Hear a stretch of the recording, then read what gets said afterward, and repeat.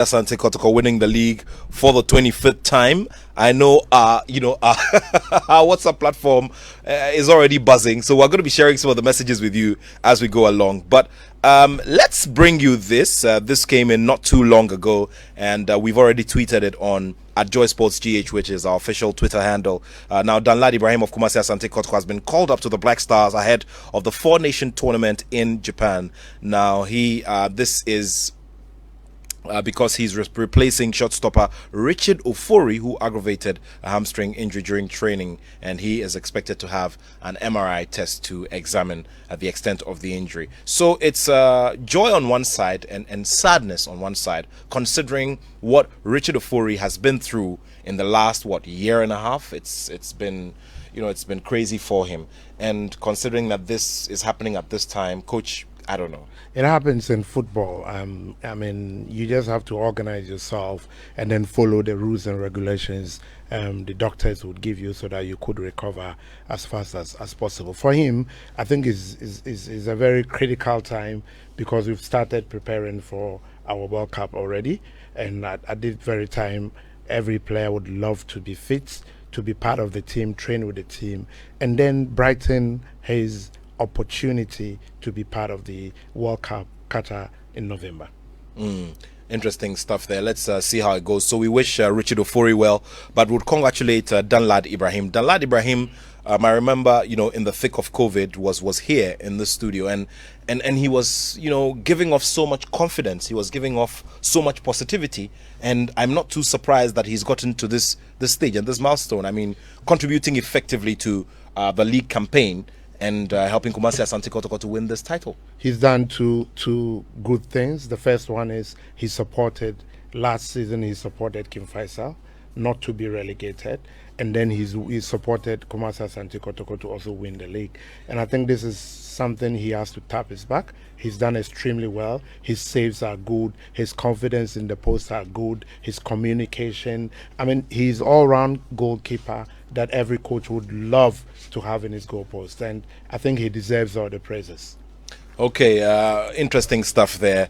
And, the talk about players who get the opportunity and those who don't get the opportunity. It's just a very big conversation. We're going to go into it very soon, but let's keep it on Kumasi Asante Kotoko for a little bit. We're going to go into the Black Stars conversation in the second half of this, this conversation. But of course, while we go along, we'd like to wish the immediate past president of the Ghana Boxing Authority, lawyer Peter Zwenis, a happy birthday. He is a big listener of our shows here on Joy, and would like to wish him a happy birthday. Now, let's talk about Asante Kotoko and the fact that they were able to pull off this stint with players who were not too used to the Ghana Premier League.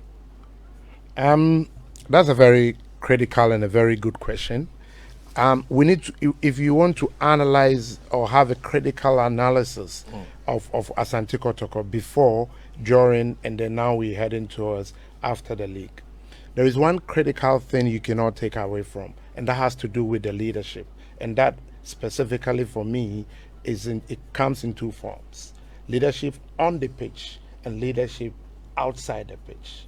Let me start with the leadership on the pitch, and that has to do with the coach. Nat, for some time now, I have been trying to confirm the relationship, excuse me to say, in quotes, between sort of a bit of educated or enlightened personality who's found himself in the coaching field, as to how does his success has to do with his educational background. So in this situation, we are talking about a doctor who we all know, and I mean not a medical doctor, but we all know that he's highly educated. He's done a lot of psychology. I mean, he did his PhD in psychology, and then he's been mentored by somebody we all know, Coach Prof Mentor, and then also he's been instrumental in the university team, that's the University of Cape Coast, and then he moved to WAFA, and then finally he started with Dwarfs, and then finally to WAFA, and then from WAFA, boom, to Kumasi Asante Kotoko. We cannot say that it's just a coincidence that he's performed well. it's a lot of preparation, and anytime I speak to him or I speak to his mentor, I could see that this is a well rehearsed activity, that at the end of the day, that's where they want him or they want him to be. Now, he's also the assistant coach of the Black Star B. We should not forget about that fact. We want to see how he would exert all this experience and confidence into that. But yes, like I was saying, he's really, really supported Kumasi Asante Kotoko to get this far. How did he do this? We all know they started very well, and then they slip a little bit. And then it was like, if we don't take time, we would almost lose it. So their match against Midiama, if they had lost that match, it was going to be only 3 good points in between them and then Midiama. So it was a critical match, and I want to believe that one of the things that he's managed to really keep going with the team is the fact that he has a very good educational background, and it's very easy to kind of transfer some of those philosophies, policies, and what have you that is learned into the game. The other leadership that we should also credit is the fact that Nana Yawamponsa, the CEO, yes, is also doing extremely well. He's trying to gather a lot of spectators into the park, and then he's doing extremely well to ensure that, look, it's about time that we move our football to another level.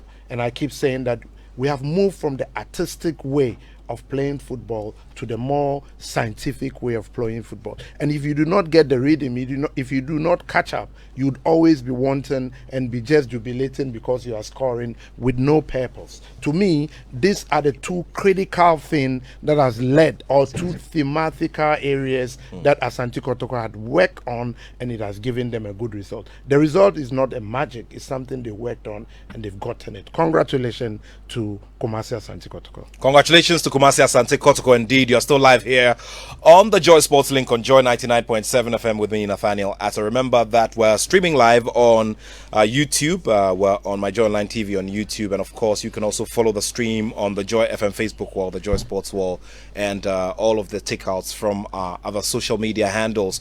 Keep the messages coming in. I'll be reading some of them with you as we go along. Do remember as well that we have a little conversation that Orekwan Pafo had with the man Kwame Pepra, and Kwame Pepra was the man who powered Orlando Pirates to a win. He won a Man of the Match award, and he powered Orlando Pirates to a win in the South African Premier League. Quite a number of Ghanaians who have done massive stuff, outside of here, and that sure brings up a very big conversation about the material available and how there possibly will be a big selection headache heading towards the end of the year. Well, Richmond Boachi Adam has joined me. Richmond Boachi Adam also telling a very big story from his youthful days. He's still very, very young, but of course telling a very big story from the age-specific days all the way into playing for the senior national team. Of course, I do remember that very last goal that he scored. It was very, very big relief because we hadn't seen him in a while in the national team. So he joins us for this conversation as well. Rich, Charlie, good to see you, man. Good afternoon. Thank you very much. Yeah, man. You look fresh, man. You look fresh as usual. Look, we're talking about Kumasi Asante Kotoko and how they won the league title. They won a 25th record league title. And it couldn't be any better.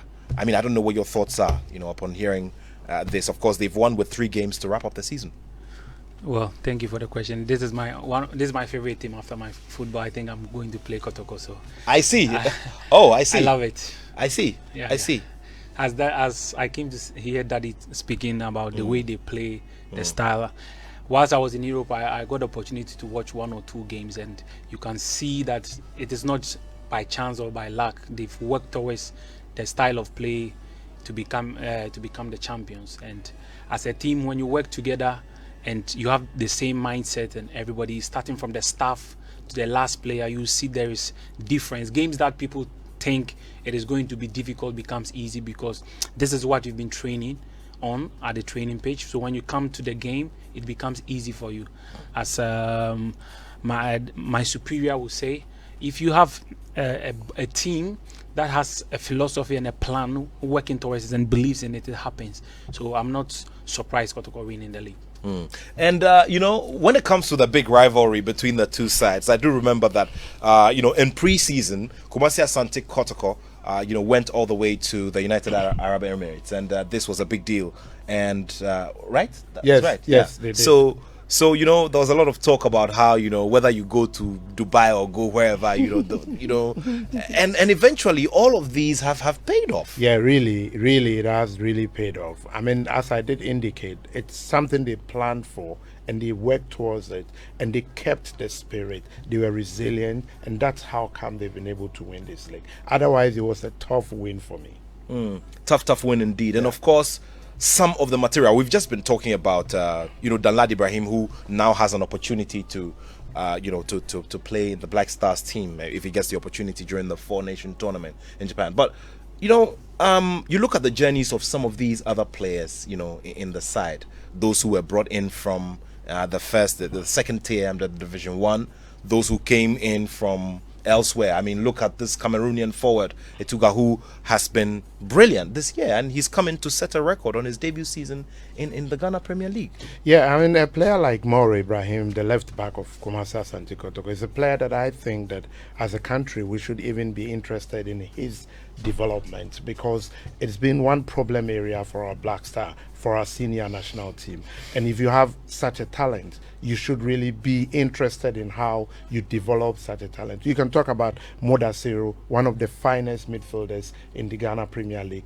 And then, of course, there are striker that you did mention his name. And for me, I think those are players that have really lived up to the expectation in terms of when the time was needed for them to deliver. They did exactly as they are supposed to do. I also would like to say that it would be extraordinarily ungrateful if we fail to acknowledge the support that the fans give them. They were with them, they were tough on them. When they don't win matches, they tell them what it is. They look straight into their face and have some straight talks. And I think it has also helped and supported the team in a way that that you cannot go and play anyhow because the supporters awaits you outside there if you don't play well. And for me, this is something that most of the Ghana Premier League teams should learn from. And then we should stop doing things artistically and then start looking at football as something that is scientific. Like he said, if you don't have a pattern of play, if you don't have a philosophy. Now, football has moved from just passes. He's a player and he's very exposed. He knows what I'm talking about. Right when the keeper has the ball, if he moves the right hand, all the other players knows what the keeper is going to do. If he moves the left hand, they know when to launch attack. They can play as far as into the 18 or around the 18 and get back again before they launch the attack. It's a pattern, and the better we accept that and get the coaches that are up to the expectation, the better for all of us. Richmond, you have seen football in different destinations around the world, Italy, Serbia, the like. You're in Israel now. Now, you mentioned that you get the time to monitor sometimes Kumasi Asante Kotoko. You like their style of play, their pattern of play, and all of that. Let's also look at the general look and feel of the Ghana Premier League. Coverage, output in the media, and how better informed people are about the Ghana Premier League, and how well or how better our clubs are packaging themselves, compared to some years ago. I think now everything seems to be coming back, as the big man here said. Sure. Because you see, Kotoko has packaged himself in a way with the fans that his name is Coach Osman Seidu anyway. Coach Osman Seidu. Coach Osman. Yes. So as Coach Osman said, yeah, the way Asante Kotoko has packaged themselves with their fans makes it even more entertaining for somebody to just wake up and say, I'm going to the stadium to watch Asante Kotoko. And most of the clubs have to follow the lead of these people. I always say phobia, whatever happens, you see phobia singing. It doesn't matter how the result comes. So for me to see the league transforming from how it was to the height that it is now, to see people going to stadiums and everything, I think it is something I think the government should get involved to help them when it comes to maybe putting in some resources to help them to build, because Ghana, we have one of the most finest players in Africa. So for these things to come in play, we need also the support from people who are well off, who who are known in Ghana with a lot of finances to get involved with sponsorships and everything.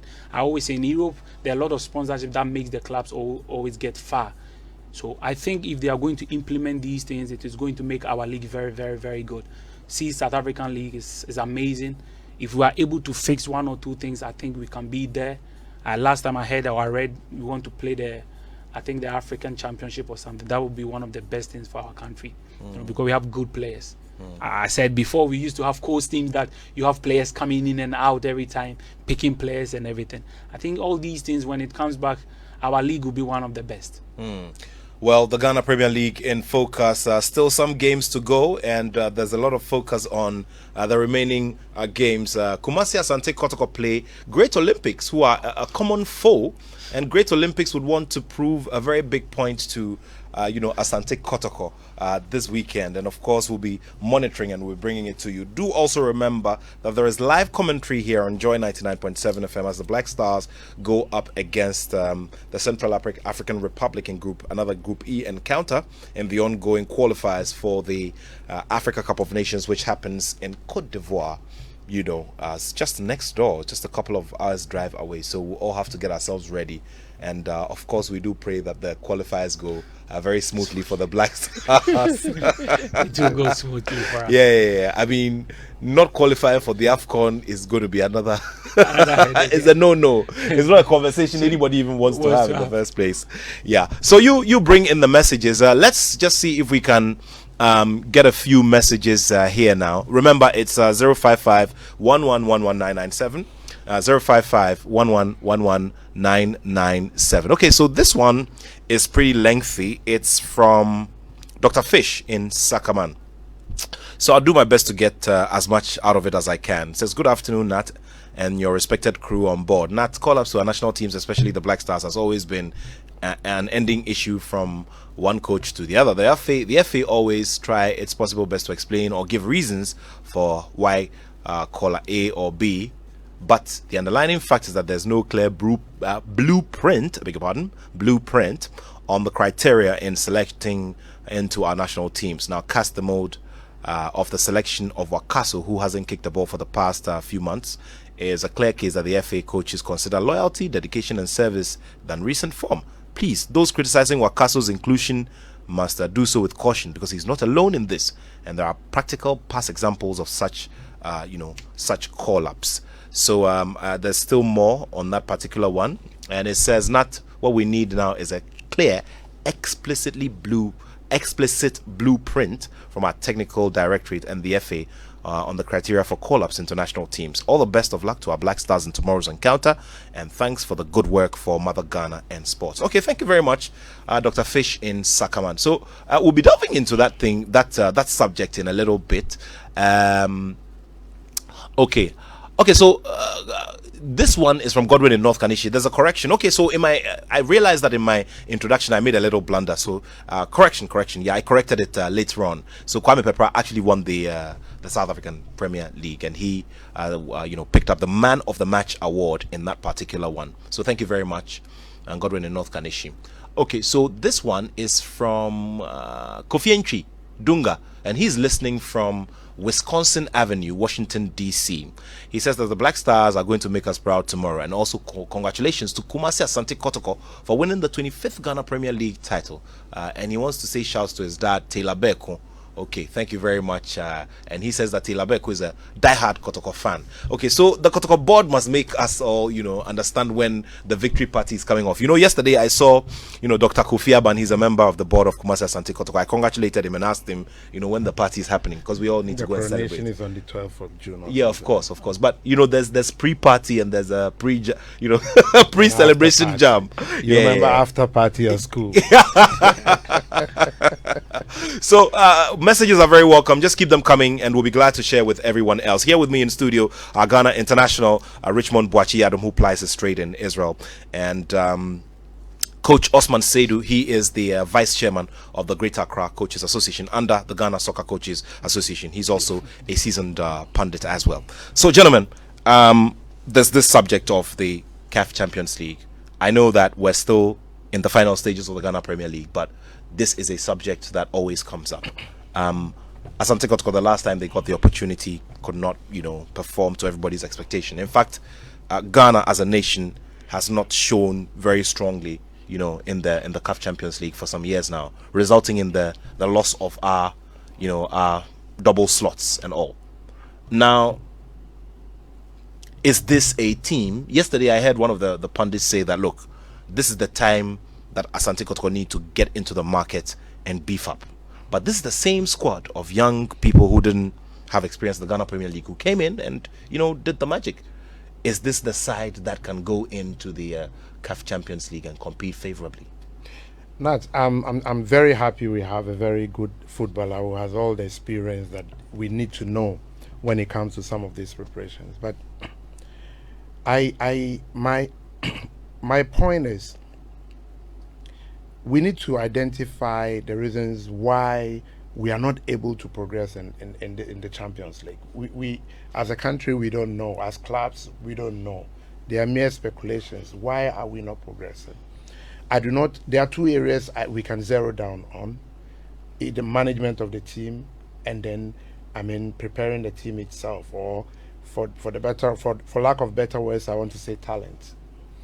Now, let me deal with the latter one first. I think Asante Kotoko has exhibited the fact that they have a team and they have a leader who is able to turn things around when it becomes difficult tactically. So that is sorted for me.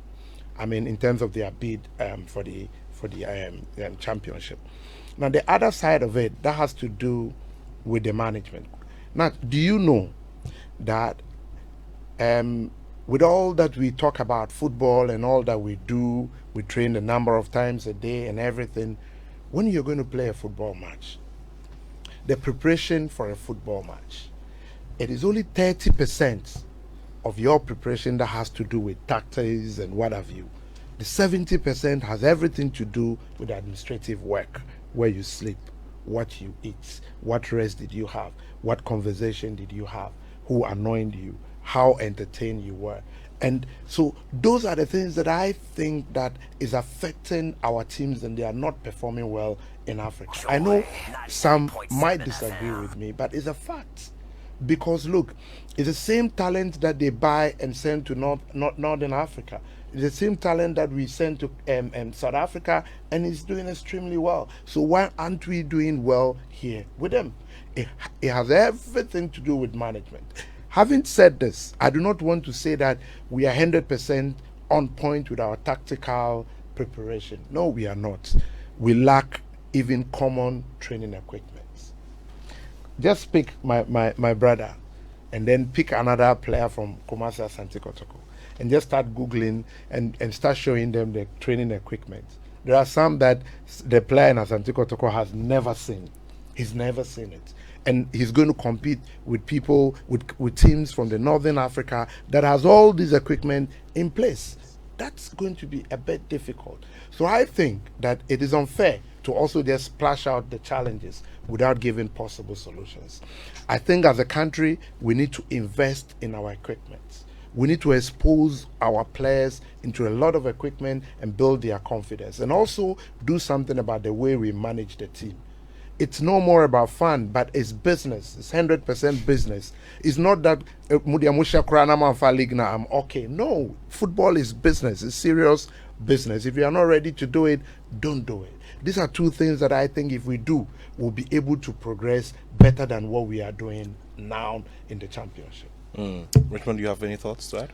Well, I'll add something small to what Coach Osman said. When it comes to the equipment of the players and the playing body. Sure.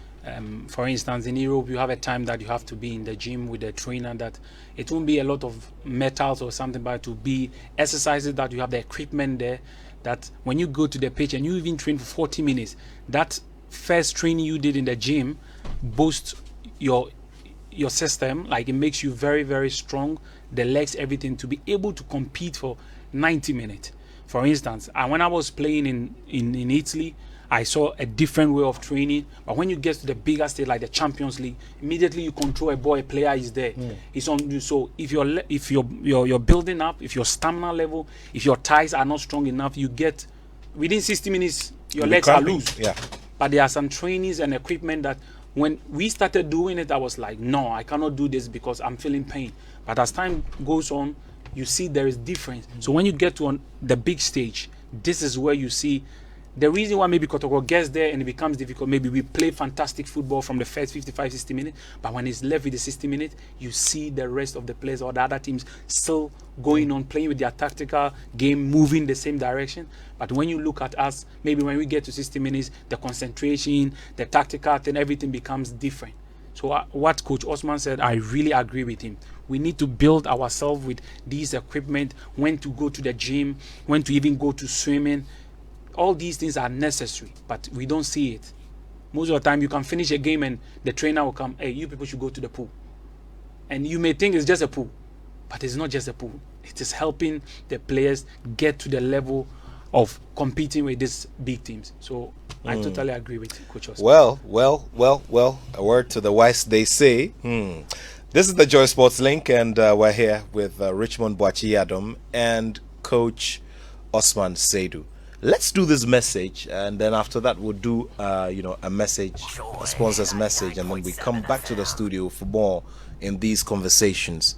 Now, this message is not signed. Okay, it's signed. It's from Wilson in Capitol Hill. He says the Black Stars also needs the following players as well: Evans Mensah, Caleb Kuban, Bernard Tekpete, Richmond Boakye-Adom, who's seated here in the studio, Obeng Jabbar, Christopher Ntweje, Kwabna Owusu, and Bernard Mensah. Okay, Bernard Mensah, Gideon Mensah, sorry, is in there. Okay, so this is Bernard Mensah. Okay, so there we go. Yeah, so Bernard Mensah plays in Turkey. Okay, now this one is from Michael and Dansma. It says Richmond Boakye-Adom is one of the good strikers and needs to be invited into the Black Stars team moving forward. Okay, conversations will continue to go on. We'll zoom in on the Black Stars fully in a moment, but we're still spending a little more time, or a little extra time, on Kumasi Asante Kotoko and their exploits, and how they can capitalize on this particular success story in the Ghana Premier League and make bigger impact on the continent.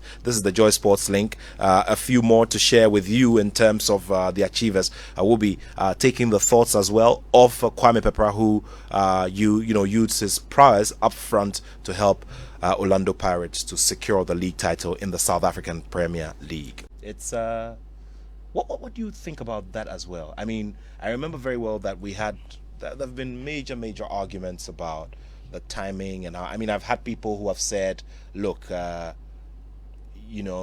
we also should have our own unique timing and not necessarily follow Europe and all of that, and have our own unique timing. If anybody wants to play in a tournament, then they also align with us. No, we've not reached that stage yet. I mean, football is being controlled by them. We have no option. If you don't take time, they can even determine the time we should play our African Cup of Nations. We can make all the noise, but at the end of the day, they will take the ball. They will take the final decision. I think aligning with them is very strategic. It helps even to prepare a player so that if you want to send a player out, he will not go in the middle of the season.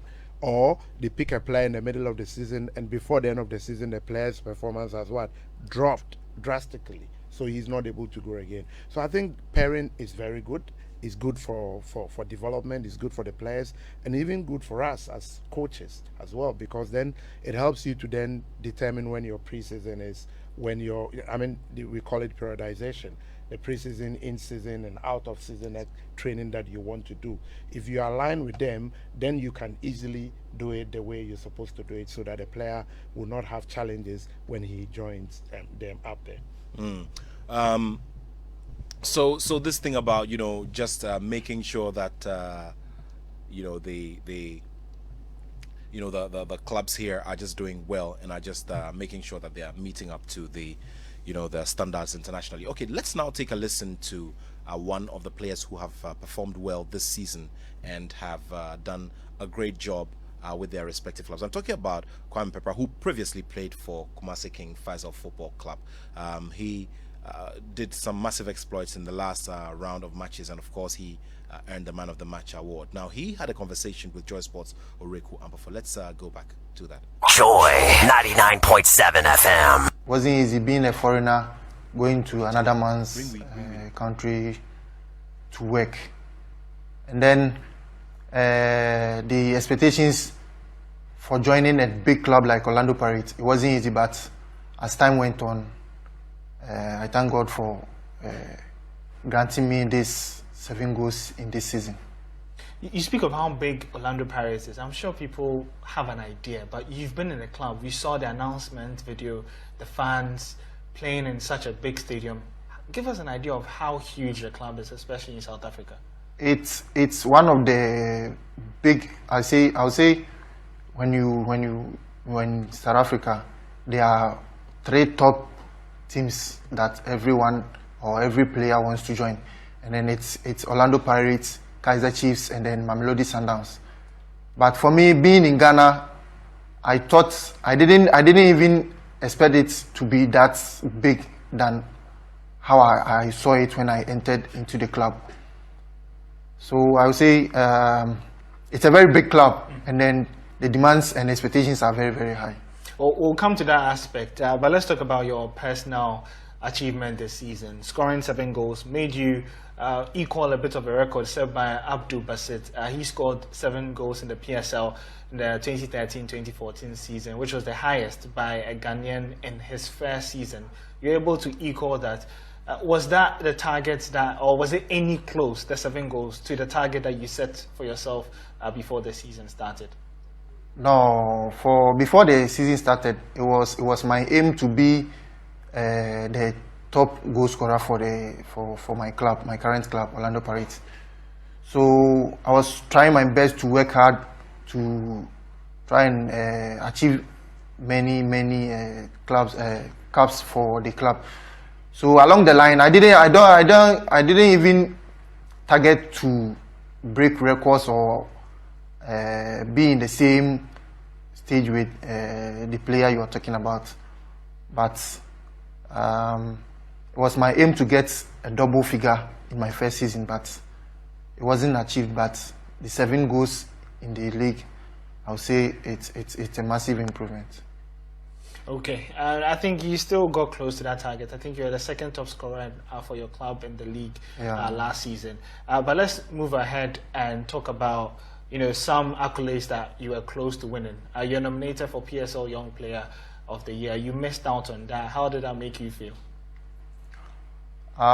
Being nominated alone makes me a winner, because it's not easy. It's not that easy for a foreigner to be in another man's country playing football, and then for your first season you are being nominated in the best 3 young best players in the PSL. So I would say it's a big achievement, and this shows that I've really worked hard this season. Well, you spoke of the pressure at Orlando Pirates being such a big club, the fans. Let's focus on the fans. When you joined at first, it wasn't too smooth sailing. The goals were not coming. And I was following some of the comments by fans on social media. They were not too happy with your performances. How were you able to go past that and find your form and start scoring again? Being a striker, and then considering my previous performance at my former club, Confederation, and then joining such a big club like Orlando Pirates, the expectations were very high. But when I started and then things were not going on well for me, I took it upon myself to psych myself, and then gradually, when the goals started coming, I got all the attention from the support, and then everything was okay for me. I want us to now talk about this medal, just for the benefit of our viewers. This is the runner-up medal for the CAF Confederation Cup. They narrowly lost on penalties to RS Berkane from Morocco. Kwame Papa, I want you to tell me about it. When you came so close, a penalty shootout, how did you feel? The whole team felt very disappointed, because we went all in and all out for the trophy, not for a first runner-up. So we were very, very disappointed. And then for me as an individual, I wanted to win this cup, and then to also be in the records book of Orlando Pirates as a legend, winning something for the club. So it was very, very disappointing not being able to get that cup. Yeah. But let's talk about some of your ambitions now. The Black Stars are currently camping they've moved to Angola to face Central Africa after beating Madagascar. Was that part of your season aspiration when you moved from Ghana to South Africa, that you would hope that you would be included in the national team one day?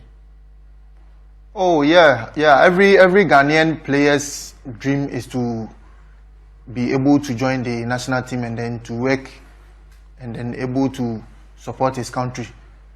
And then considering my former performance at the Confederation Football Club and then also this season at Orlando Pirates, I think I've done enough to be handed a call-up, because as the type of striker I am, I can play on the left wing and then the right wing and also at the center forward. And also my area duels are very, very good that I can see. So I think deserving a call-up is not a bad idea.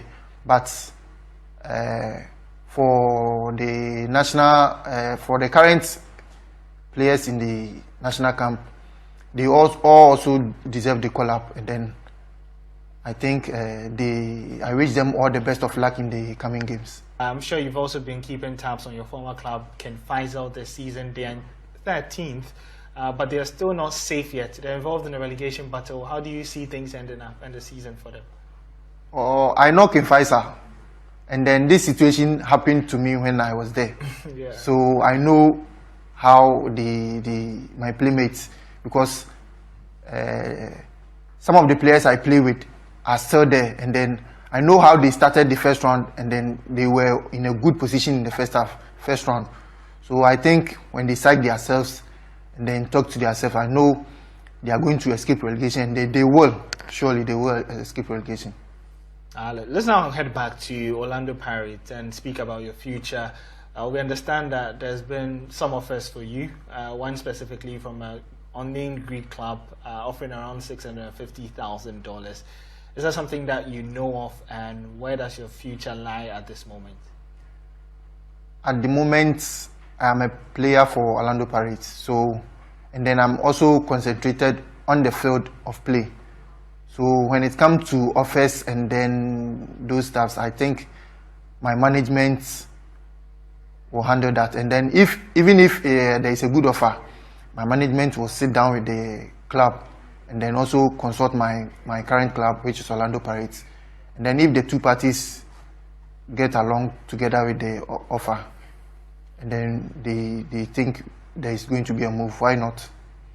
But at the moment, I'm a player for Orlando Pirates. Just to wrap up, looking ahead, Kwame Peprah, in the next 5-6 years, where do you see yourself?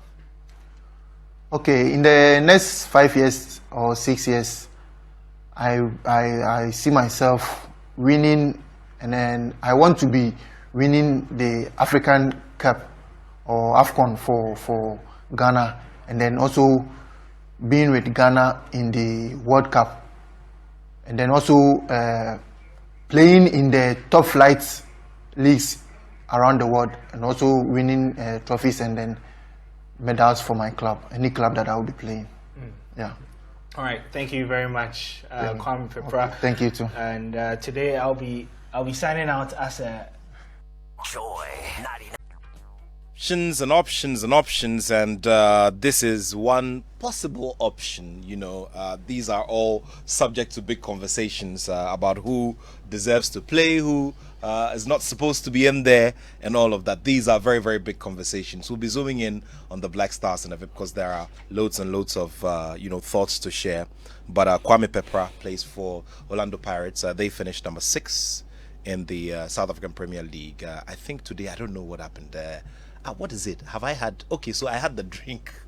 I had a little refreshment during the interview. I needed that. Big deal. Yeah, so Mamelodi Sundowns are the champions, not, there's just a little blunder there.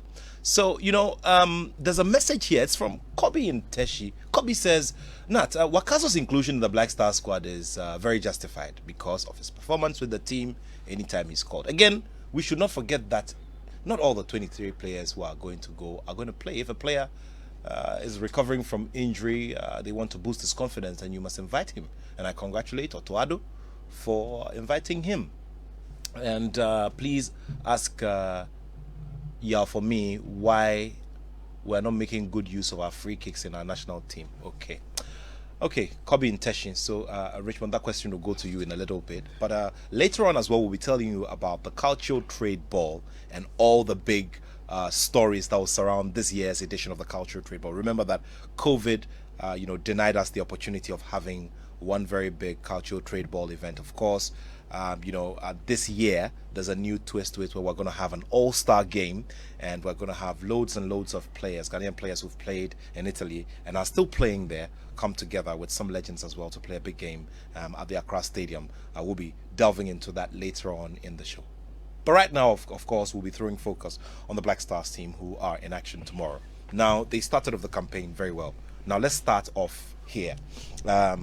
We have the live broadcast of this game on the Joy Prime channel, and one of the conversations we had, during the game was that of the Cape Coast Stadium pitch. Let's go around the table now. Let's begin with you, Coach Osman. I mean, the expectation was that we don't hear much of the Cape Coast Stadium being used that vigorously. So your expectation from the layman's point of view will be that it'll be kept well and it'll be okay. Considering the fact as well that, about some weeks to the game, CAF also certified the venue to be compliant and ready to host games.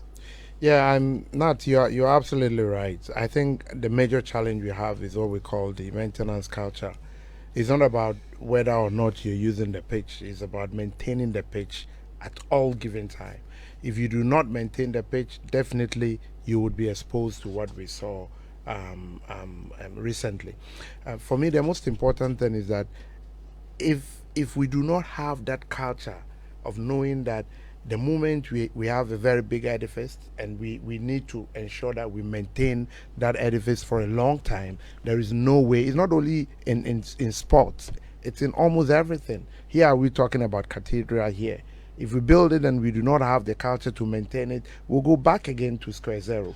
So what I think we should do is that to identify who is doing what or who is responsible for what.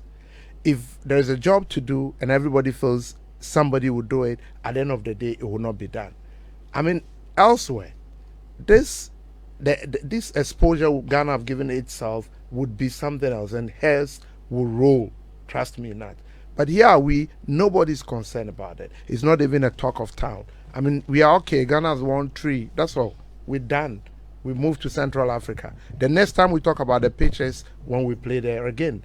And to me, we need to reorient ourselves as a country to be able to, lift up a little bit our culture, maintenance culture, attitude towards whatever national asset we have. We need to maintain it like our houses. We need to maintain it like it's ours, because it is for us. Because my brother, my cousin, my friend's brother is having a job there. If that facility is no more, those people do not have a job anymore.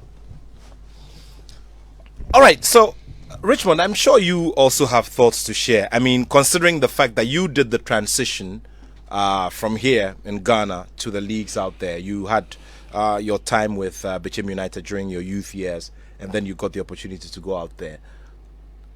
Do you get disappointed sometimes? I'm sure you are. That we're in 2022 and we're still talking about the quality of pitches, especially for a relatively new stadium like the Cape Coast Stadium. Joy 99.7 Yeah, FM. what you are saying is true, and what Coach Osman said is true.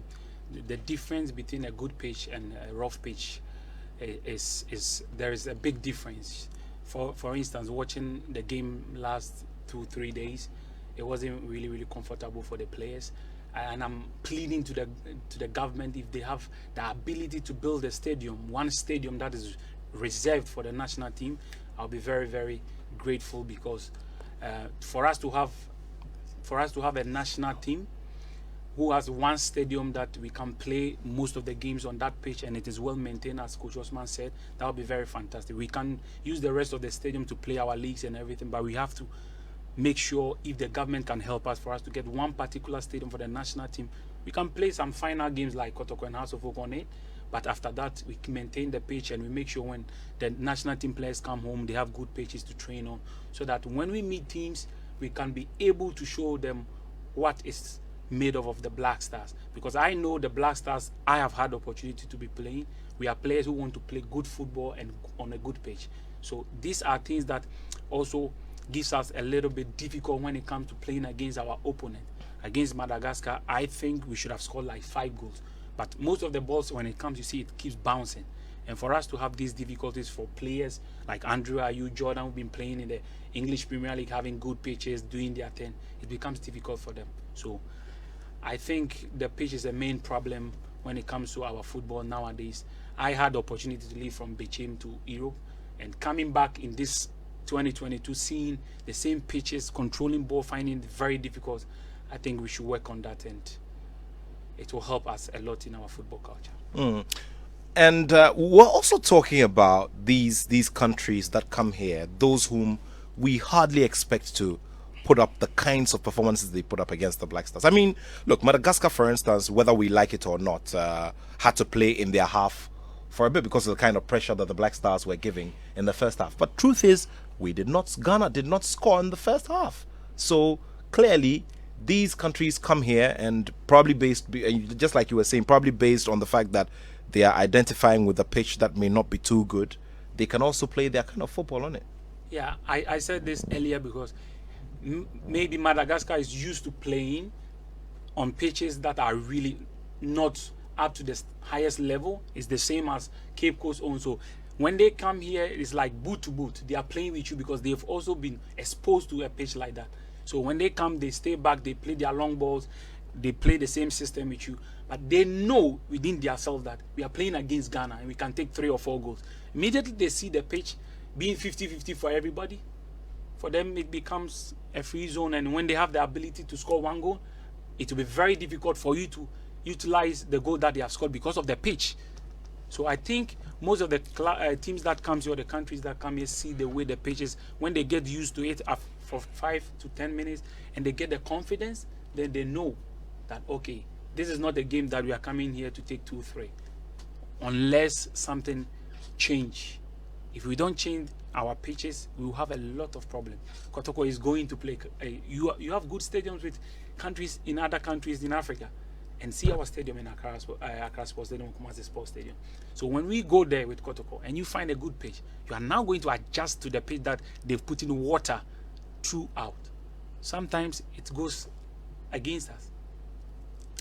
055-1111-997. 055-1111-997.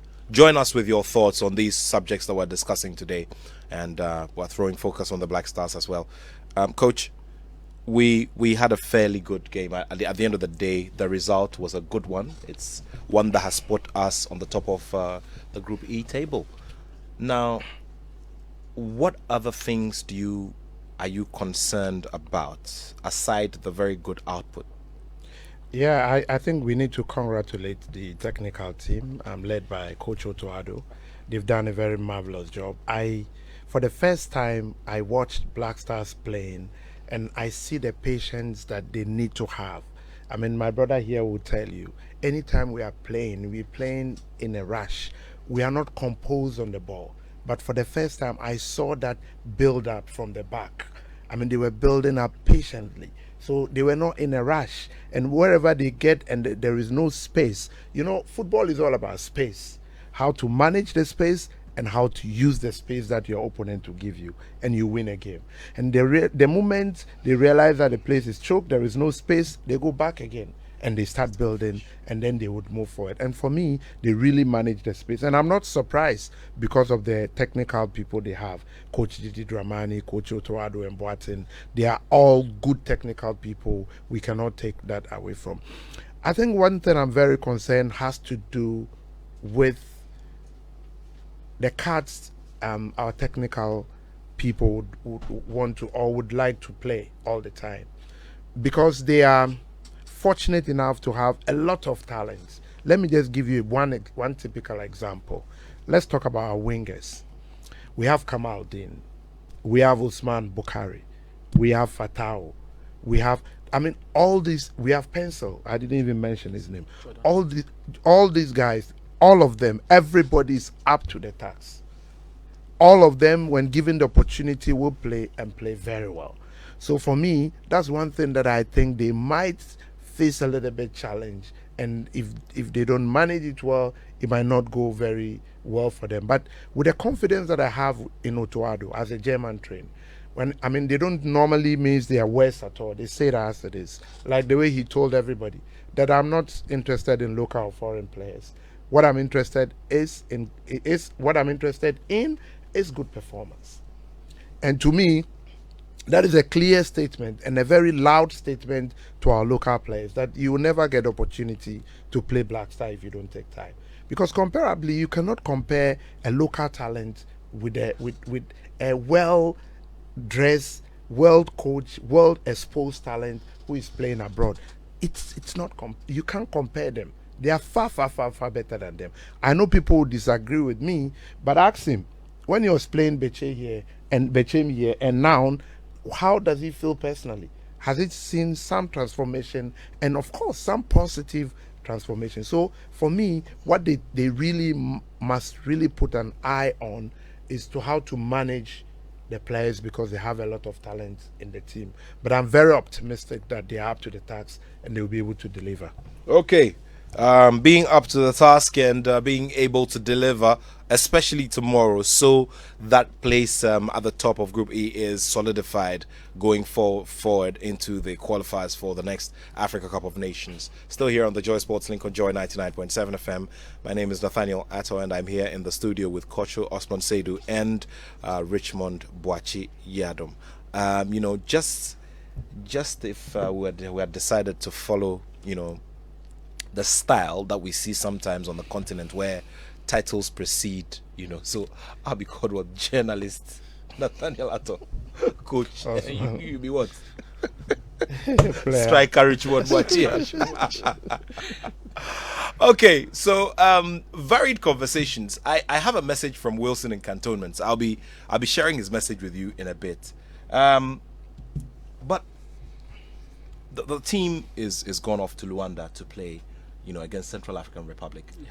Now, the news coming in is that two key home-based players who, were called and who drew a lot of interest and a lot of commendation for their effort, which has gotten them the call-ups, now will not taste the action. In fact, they were also not part of match day selection, not to even be on the bench on the day that the Black Stars played against, when the Black Stars played against Madagascar. Now, these two players, how should their psyche be dealt with? You have said already that the coach is very straightforward and likes to face the things as they are.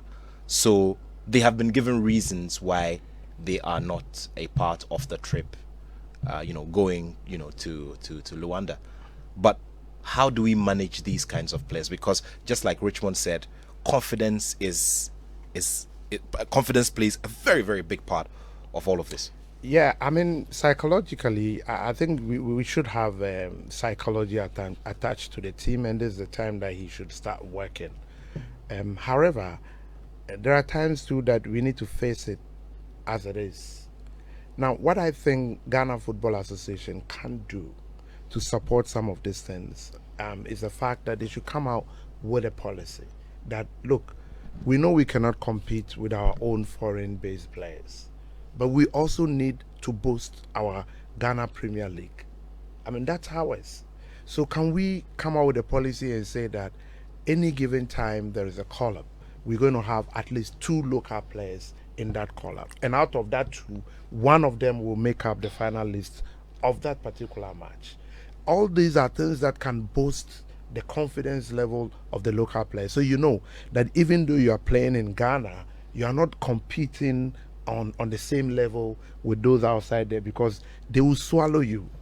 So for me, that's one thing that I think that Ghana Football Association should consider and make it as a policy that anytime there's a call-up, we're going to have 2 slots for local players, and out of the 2, one would definitely join the team, because the argument always is that there are some that never play when even they are called up. But one thing we forget is that we do the call up based on the needs of the team.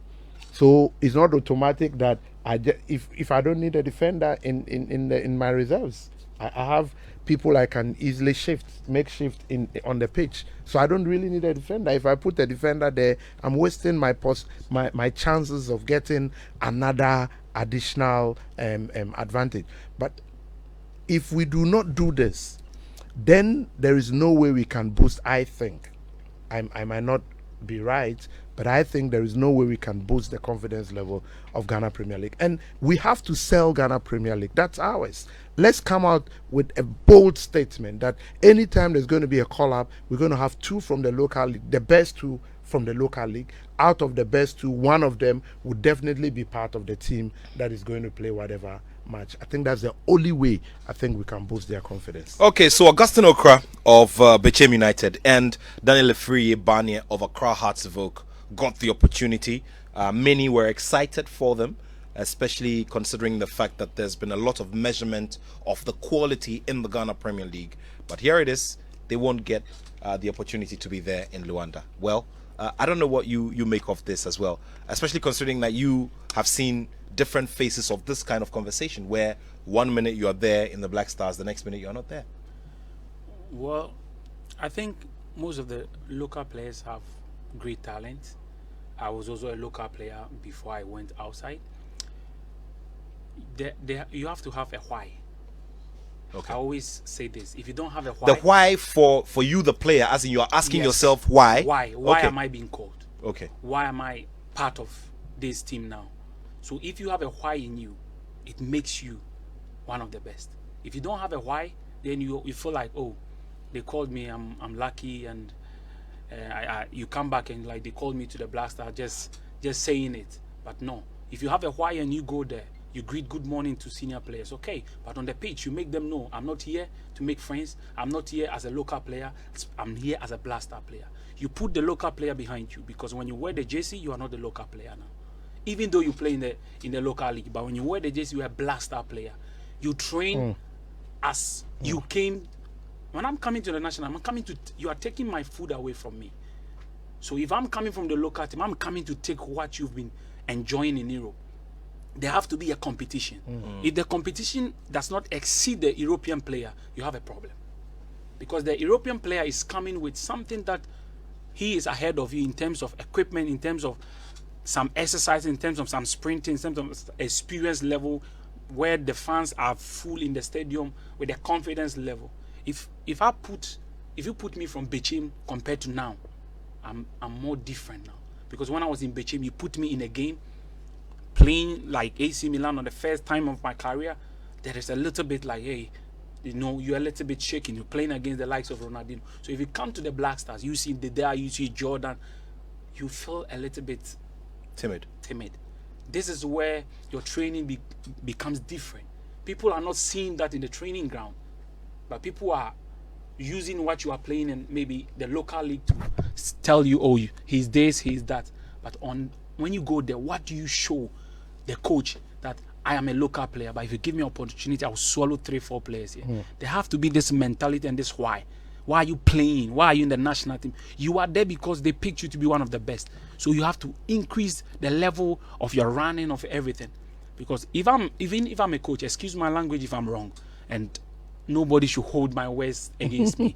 If I'm a coach now and I see a local player and a foreign player, you need to prove yourself to me that you are 2 times better than him for me to put you there. Because I know even in training, you train good better than the foreign player. But on the game day, there is an experience this guy has had in Europe that when he sees the fans, he's able to control the pressure and play his normal game. So there have to be a why when they call you. If you're a local player, you have to know, I'm going there for myself. Am I going there for my family, for my friends? If you go there, you become very determined to stay. I had opportunity one time to come to the under 20, and there were a lot of players: Frank Champon, Kwame Iso, Jordan Ayew. I'm a striker. I was the first time coming to the under 20, but I said to myself, I need to finish this league and have a name in Ghana. And most of the people say, oh, you are lucky, you scored 2 goals in 7 minutes. There is no luck if you don't grab it. So most of the players will have the opportunity, but you need to go there with the why. Otherwise, the likes of Jordan will swallow you, because in training he dribbles, he scores, he shoots. If you're a striker, you need to perform. And always have love for the local player. I always say a local player became Michael Essien, a local player became Sule Muntari. So why can't you become the next Sule Muntari for a local player? But the why in you is you are taking more fans, be in your car, putting your hands on the 7, taking more fans from the fans, but you are forgetting that this is a business. Football is a business. It's like normal worker. If I go to training 3 o'clock and we close 4, I went to work. If I don't perform well in my work, who is coming to pay you? Somebody is a teller, the next day is a bank manager. It's an effort you keep putting in. People may not see you, but if your craft and your skill is being worked on, if you work on it every day, one day it will change. So I think the local players are amazing players. As I said, I watch Kotoko, they are fantastic players. House of O, all the teams, Bechem United. But you need to be ready when they call you. If you are not ready when they call you, Mr. Nathaniel, you have a problem. Richmond Boachi Adam there, putting it as it is, like we always do here on the show on the Joy Sports Link. Kobe Inteshi sends this one that reads, "Good afternoon, Nat. What tactics do you think will be good for the team? I still prefer the 4-4-2, though I'm told it's old now. Coach, 4-4-2, isn't it good for us? What tactics did we play in our last game?" Okay, Coach will answer that. There's this message from Anil Sabute. He says, "Good afternoon. It's really sad how we continue to treat these players that we call locally based players. Now, what message are we sending to others? So far, as you play here in Ghana, irrespective of your talents, you aren't going to get a chance until you move abroad, even warm a bench. And we're just using these guys as mascots. So the FA wants us to believe that the very product that they are selling is not good enough to merit a national team call-up or selection, but wants the home fans to go and watch these same players. Well, post Nkrumah Ghana is a very, very strange one." Anil Sabute, thank you so much for that message. Okay, we're struggling to reach Coach Sefa on the line. He had some very interesting thoughts on this particular subject, and so we're going to be, we're going to be taking his thoughts once we get through to him on the line. This particular message, let me just quickly scroll down and share it before we go to our next set of messages. In a bit, we'll be activating the phone line as well so that you can join us, and then we'll be having our much awaited conversation on the culture trade ball for this year 2022. Now, Wilson in Cantonment says Fatau Isaaku should be taken out of the Black Stars. Okay, no need to give a quota to local players. Black Stars is a collection of the best players available no matter where. If all our best are abroad, so shall it be. Now, we have a Chan squad here where locals can improve or can prove their mettle. I beg your pardon. The guest suggestion is not tenable. Okay, so Chan, Coach. Yeah, I mean, it's opinion. Everybody has his. His is different from mine. I respect his as well. However, we also need to boost our local league.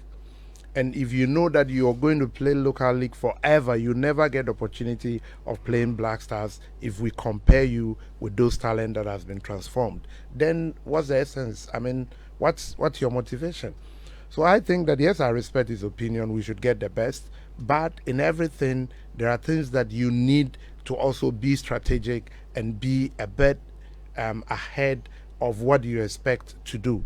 So in this situation, once you know that you have at least a slot, you can work hard towards getting that particular slot. But yes, he's absolutely right that we are looking for the best, and I respect that opinion.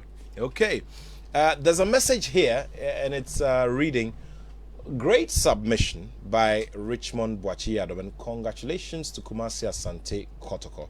This message is coming from Asempa in Ayikuma. Asempa, thank you very much.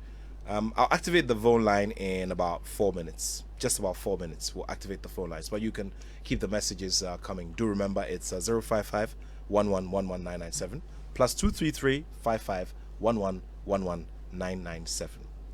We're playing away tomorrow, and no matter how strong a team is, the away dynamics are always slightly different. What kind of approach would you expect the Black Stars to have, considering the way the first half of the Madagascar game went? I'm saying the first half because I believe that in as much as it may have been a comfortable spectacle watching the Black Stars put pressure of one half on the team, we couldn't produce a goal. So I'm looking at what could be a worst case scenario in Luanda against the Central African Republic. How should we approach this game, Coach? Okay, I think every game has what you should be looking out for in terms of the approach.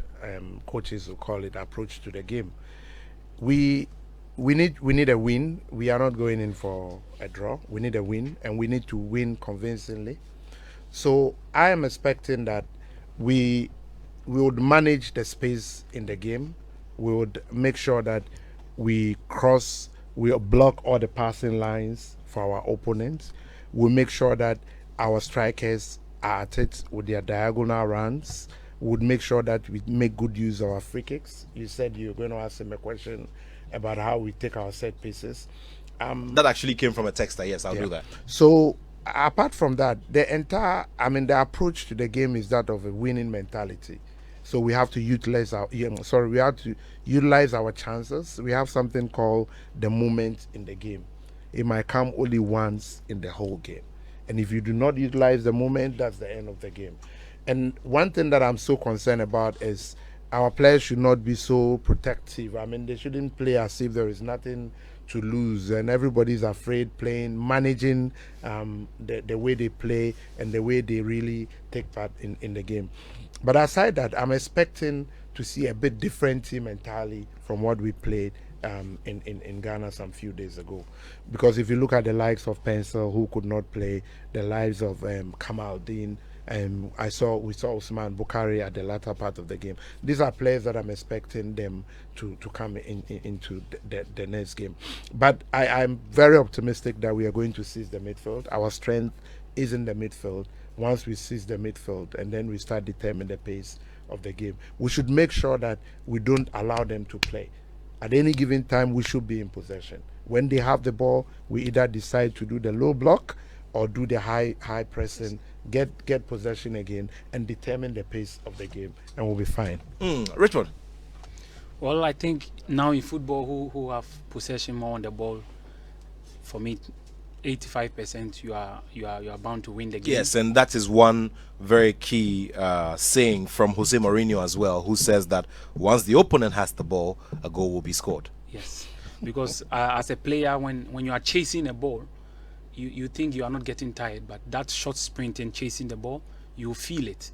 So who keeps the ball have more energy? And as you saw in our first game, my friends that I was watching the game with, why are we not scoring the first half?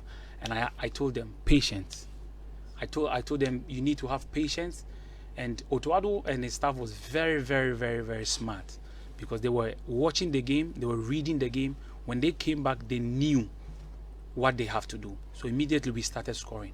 Sometimes you need a coach who has the patience to watch the game, not in a haste to score a goal because the fans are screaming or anything. And I think Central Republic is not a team that we are just going to walk over easily just there. I know we will win the game, but as Coach Osman said, we need to keep the ball. When we lose the ball, we need to make sure we are taking the ball back. When the ball is with us at the end of the 90 minutes, I know for sure Ghana will win the game. Ghana will win the game, and you can follow that game live here on Joy 99.7 FM as we bring you live radio commentary. Richmond Boachi Yadom, Ghana forward, and he also applies his trade in Israel. Let's do this message before I activate the phone lines. Good afternoon, Nat. I think based on the performance that we watched, I can say that the Black Stars are now in serious business, but my little advice is that they should aim at scoring more goals when the chances are created, and we can use this to scare the opponent. This is from Ajiman Joseph in Community 9 0302 216 541 0302 216 541.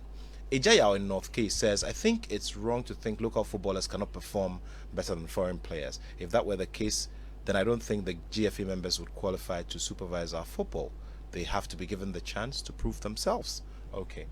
All right, thank you very much. And adding a little to that, I just hope that nobody takes the conversations from here in the studio out of context, because I believe that my guests are here. I'm not holding brief for anybody, but what I get from what they're telling me is that the relative availability of resources for clubs in Europe and elsewhere gives our players better exposure, because of which sometimes you see them giving off a lot more than our players who are here, because there are certain inadequacies that we're still dealing with at this stage of our development as a football nation. So this is what I got from what they said. Exactly what I was saying. I mean, we have the talent. They started here. Sule Mutari, Michael Essien, they're all talents from here. And then they were polished. And then they became they were something else. And I think we are not saying that we don't have the talent. We have the talent. But I'm saying that it's not going to be a same level, a same playing ground when you compare with somebody who has more exposure. He's had more opportunity. It's not a very good comparison to really do. But yes, we have raw talent here that are playing very well, and we respect that. Okay, let's go to Kofi Boateng in Medina. He's our first caller. Kofi, good afternoon. Thank you for joining us. Yeah, thank you too, Nathaniel. So, I am kind of intrigued about the conversation you're having. As in, I watched Richmond Boasiadom in Bitim. You know, he was called Kwame Fish, right? And there are a lot of talent, you know, when he was there. So listening to him today, I kind of get that his mindset is what set him apart, because he believed that he could do something.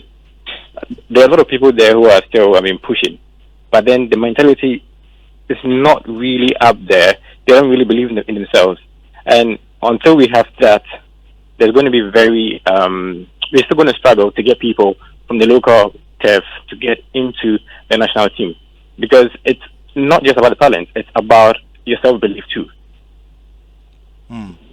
Kofi, thank you very much. Thank you very much, Kofi. 0302216541. 0302216541. Okay, you can actually also call 05511119997. 05511119997. So two alternative numbers to call, as we look forward to this. Our next caller is on the line. Emmanuel is our next caller. Emmanuel, good afternoon, and thank you for joining us on the show. Good afternoon, Matt. I want to make a contribution to the Please go ahead. Discussion. Please go ahead. Okay, Matt, I think that the problem starts when we start labeling people local and foreign. A footballer's talent and their development is something that should be the responsibility of the entire FA system, the coaches, and everybody. Take all our medal-winning national teams we have had. Talk about the Senegal 92, that famous team. Majority of the players were local based. Talk about our Starlet 91. Talk about our Starlet 93. Talk about our Starlet 95. They were all local based players. They went out there and they beat all those people from all those other countries with all those facilities. We are just not helping our local boys until they travel.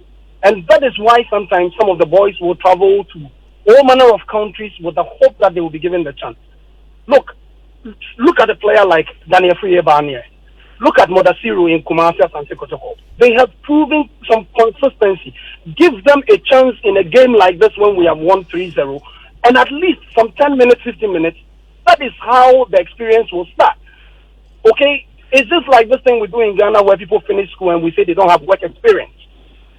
Somebody's got to give somebody a chance to prove themselves.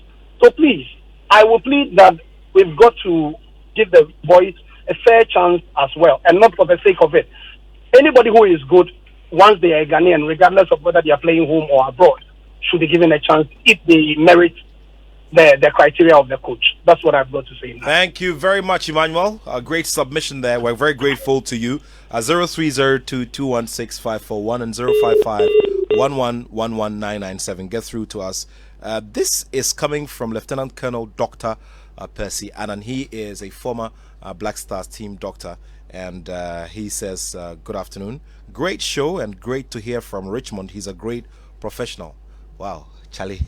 I'm just praying that I can also be getting more fans like this. Charlie. Thanks to him, doctor.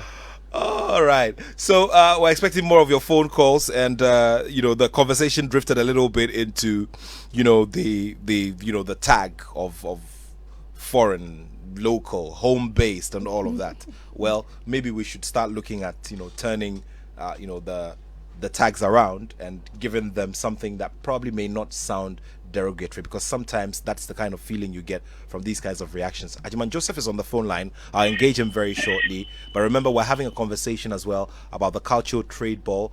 This year will be a big collaboration between the multimedia group and Arthur Legacy, who are the initiators of the cultural trade ball. I'll be telling you all about it.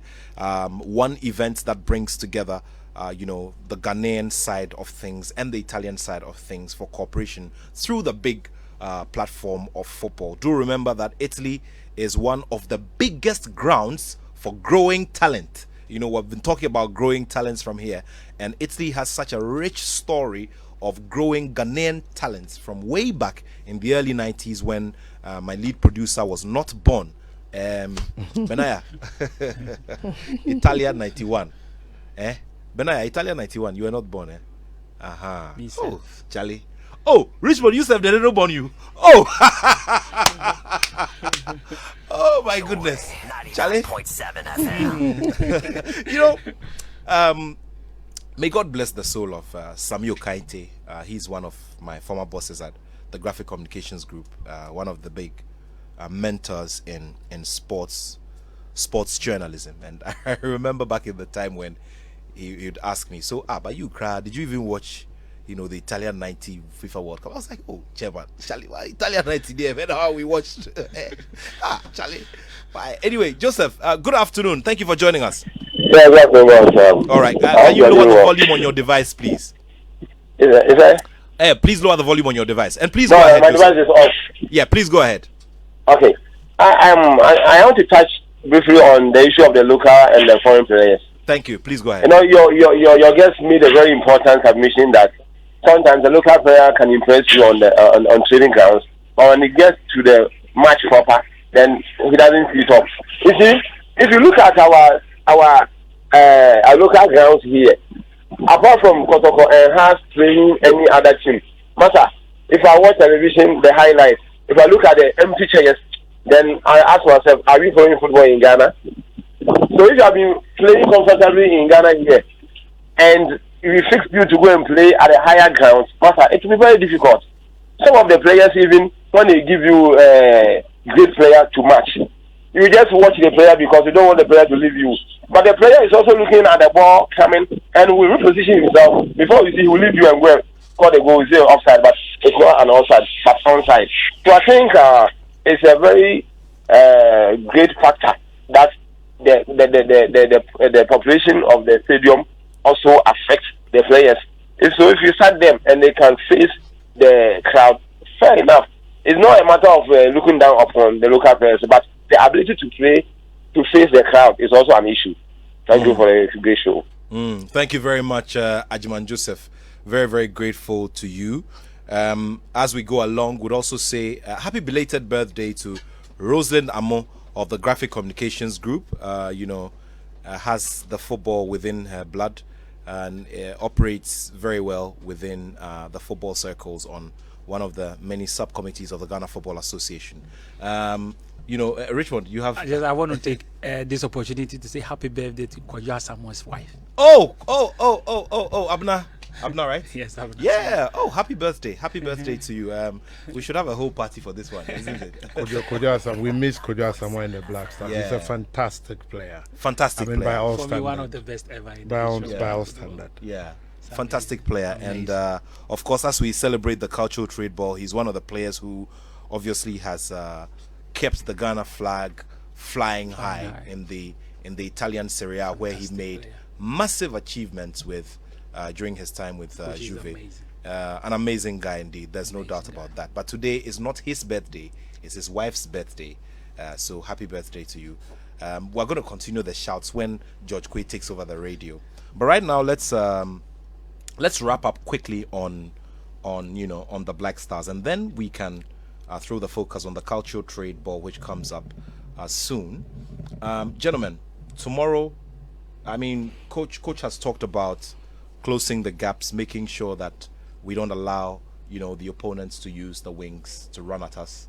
What would you expect the Black Stars to do tomorrow, considering what we saw in the game against Madagascar? I think what I'm expecting them to do is to go there and play as they play against Nigeria. Okay. We are going. They go there and they make them know this is Ghana. We leave no stone unturned.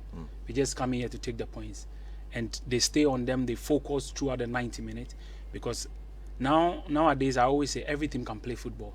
If you give him an opportunity to get the confidence in his home, it's going to be very difficult. And look, CAR getting a draw against Ghana will be a carnival for them. For them. Back at home. Yes. It'll be a grand festival. Yeah. For me, yes. Because as I'm saying, the reason why I'm saying this is because if you have the opportunity to score him in the first half, let's say 1-0, 2-0, you put his morale down. And sometimes most of the countries that play with that, they just go to the dressing room and they will say, it's Ghana. It's Ghana. So if you are losing 2-0, it's normal. Immediately they accept this, means they've lost the game. But if you allow him to play with you and goes 0-0 to the first half, and he's playing home, and we don't know the fans that they are going to bring by playing with Ghana. So they should not leave no stone unturned. They should go out there, do what they did against Madagascar, finish the game. And I know, I personally know we are winning the game by 2 to 3 goals. I know the day is scoring. Amate will score, and one of the wingers. I see. Daniel Amate is coming from, I like Daniel Amate's, bullish attitude on the pitch. The Infantsipim boys are wearing their colors today, and I happen to be in their colors today too, for some weird reason. Yeah, today we are celebrating with Nanayo Amponsa. He's done well. We have to congratulate him, and he's an Infantsipim boy too. But let's throw the focus on the cultural trade ball and the big events surrounding it this year. In its introductory year, it brought together legends of the Ghanaian football game who started off their respective careers in Italy and saw their careers grow there, make achievements there as well. And interestingly, one of those is Richmond Boachi Adam, who's seated across from me here in the studio. It was instituted by Oliver Arthur's Arthur Legacy, and it is a platform that brings together, Ghanaian and Italian culture, and every other single thing that defines us as a people. And of course, through the cultural trade ball dinner, we're able to bring these two countries together and celebrate the big relationship between the two nations. Michael Odro leads Metro Sport, and he is a boxing promoter as well sometimes. Yeah. So, Michael, thank you so much. Michael is in charge of media relations for this particular big project. Michael, good to see you in the studio. Good to see you. Yeah. You should be making much more appearances here. Yeah, sure. Sure. Great. And of course, Michael also has a very nice beard. For those of you who are watching, very nice kempt, semi-gray and black beard. You're not going to get into trouble, are you? Are you part of the, my club? You're not part of the club yet, are you? You are. Close to. Yeah. Okay, we'll discuss off air. Yeah. So look, this year there's a big event added to the main dinner itself. Now, some big stars from all over are coming to play some good football to mark this event. Tell me about it. Yeah, Nat, thank you very much for the opportunity this afternoon. As we may be aware, cultural trade ball started some 5 years ago when Arthur Legacy, one of Ghana's leading sports consorts, realized the gap between the football industry and the diplomatic community.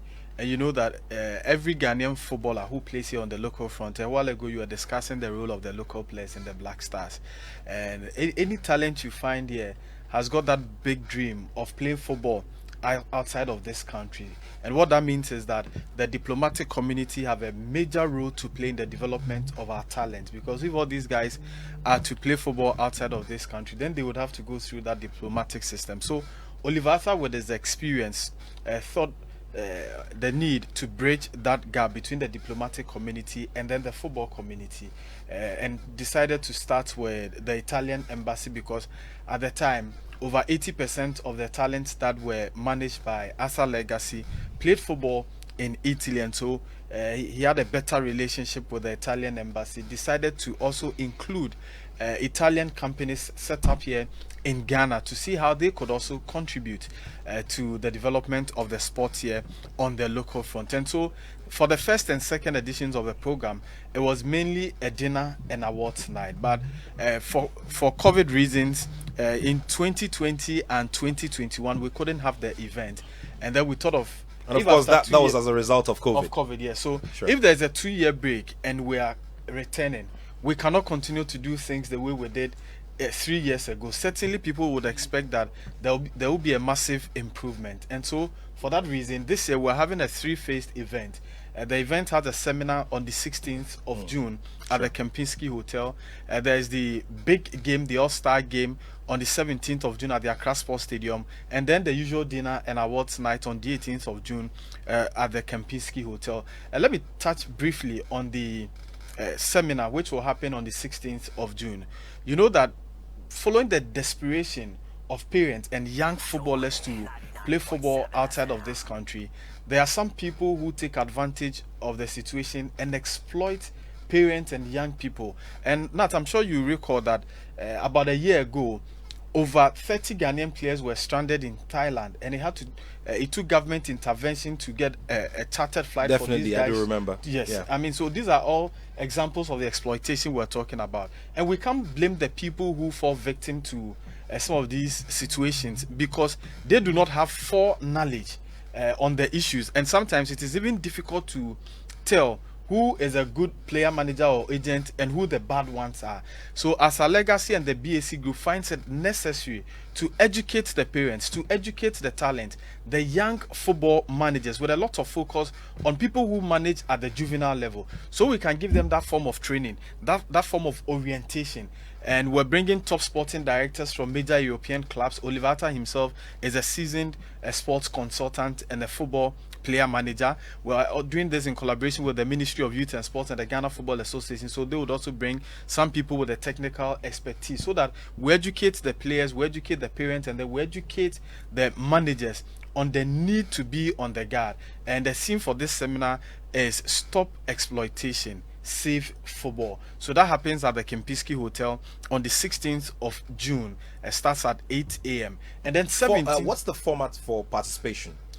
It is by invitation. By invitation. It is by invitation, but we're drawing all stakeholders across the country, especially those who are involved with the management of the game at the juvenile level, because it is at that stage that the exploitation is more. So we're going. Michael, I'm glad that the Cultural Trade Ball is in threefold this term, and I'm glad that we're having this thought leadership event because I personally get loads and loads of phone calls. I'm sure that my other colleagues, yourself, many others get loads and loads of phone calls. Parents who are looking forward to having grounds where or places or platforms where they can develop the talents that their children have. And so it's a good start, so that now we can inform ourselves better and guard ourselves against some of these problems. Yeah, sure, Nat. And now let me now touch on the big game that is coming on. I mean, in the off season, there can't be any better game than the All Stars game. Ghanaians are still in the celebration mood. We're celebrating the Black Stars qualification for the FIFA World Cup, and it's been very long time. For over 4 years, the Black Stars have not played here at the Accra Sports Stadium. So when we're putting the ideas for the Cultural Trade Ball together, we had calls from the players themselves that if we're celebrating the qualification to the World Cup, we want to get closer to the fans. We would want to be able to take pictures with them, interact with them, sign autographs. For those in Accra who have not watched us in over 4 years, it will be a good opportunity to bring the squad, the entire squad that qualified the team for the World Cup, and then some good ones that we have not seen play in a while here on the local front. So the players themselves yearned for that big game, and then we put it together, and that will be the All-Star game. There are a number of quality players that have played under the Asa Legacy management. Richmond Boachi Yadom is one of them, and then other Ghanaian players that have also played in Italy. Today we talk of Felix Afenejan. Kujua Samoa is going to feature in that game, and they are not coming alone. A free Aqua will be there, and these guys are coming with their friends, top players from the Italian Calcio Serie A. Victor Osimhen, the Nigerian international, is one of the names that is confirmed for this particular game. The other top stars that will join the selected 11 team, that's the World 11 team, that will play against the Black Stars or the Ghana 11. Okay, what we have is the Ghana 11, and for the Ghana 11, we're going to have captain of the team Andrea. He will lead the charges. The likes of Daniel Amate and all the players that we see play in the Black Stars today. This is not a game that is going to be dominated by a lot of legends. It's going to be played on a competitive level. So all the guys that we see play in the Black Stars today are going to feature in the Ghana 11 team. How do we get into the game, Michael, before we wrap up? Tickets, you can, wherever you are, you can conveniently buy your ticket online. You just go to egotickets.com, you follow the prompt, and then you get to buy your ticket. You can also on WhatsApp send #00# #00# to 0242426427 0242426427, or you can also use the USSD code *713 *33 *00# *713 *33 *00#, and then you get to buy your ticket. And Nat, the most exciting thing is that proceeds that are going to be generated from this all-star game is not going to be enjoyed by Asa Legacy. We're hoping to complement government and individuals' efforts in improving sporting infrastructure. A while ago, Richmond Boati Adam was talking about the bad nature of our pitches here in Ghana, and we're looking to unveil a major corporate social responsibility project in the area of sporting infrastructure on the 18th of June, when we have the dinner and awards night. So proceeds from the all-star game will go into the sporting infrastructure, which will form the corporate social responsibility for the Cultural Trade Ball 2022. Very well. Michael, thank you so much. And sometime during the week, we're going to have a lot more in terms of the conversations leading up to the Cultural Trade Ball. So there's a lot to do in this off-season, and we are your best friend. Gentlemen, thank you so much. And Coach, thank you so much. It's been wonderful having you. Richmond, thank you so much. And I'm looking forward to seeing you score some goals, this season, the West World Cup 15. Yeah. And we hope that you make it. It has to happen. It has to happen. We hope you make it to I Qatar scored against Ronaldo, so I still want to make that point again. Definitely. That would be great. That would be fantastic. Great. All right. Thank you so much for listening and watching.